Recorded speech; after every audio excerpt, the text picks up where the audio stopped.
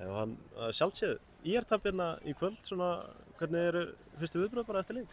Já, við erum alltaf bara söktir með að tapa. Það er búið að vera gott að ná okkur og við kannski ekki alveg vanni þessari tilfinningu, en þetta er bara hluti af leiknum. Hvað finnst þið svona vanta hjá ÍR-liðinu í dag?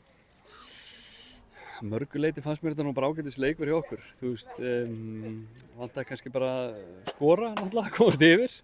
Um leið og þeir komast yfir, þannig að fara þeir náttúrulega líka bara í bara ég ætla nú ekki að segja skotgrafirnar, en svona það var svona meiri, þú veist, fætingur í. Mér fannst svona framan að svona fyrsti hálftíminn við svona vera frekar yfir í leiknum. Og svona alltaf bara breyta mörk leikjum og þeir skora.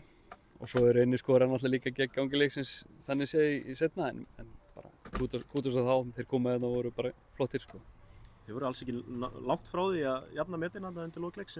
Nei, mér fannst við alveg sýna góðan karakter þannig séð í leiknum. Við vorum alveg ofnir að skora ekki í lokin og vorum bara að berjast fyrir stíginu sko þannig í lokin, en svona er þetta bara stundum. Þetta er fyrsta tap í núna í deildinni, heldur að þetta sittist þungt á menn?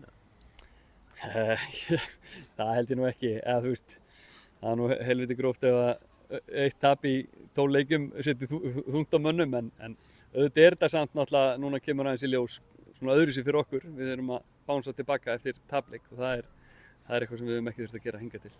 Og heldur betur þétti pakkan þarna efstu 3 liðin, munar held ég einu stigi? Já, ég meina, þú veist, deildin er bara rétt hálfnuð og við vitum að þetta er hörkukeppni og bara mörg fín lið, þannig að það er ekkert óðurlegt. Það er bara upp og áfram? Já, það þýðir ekkert annað. Takk hérlega. Takk.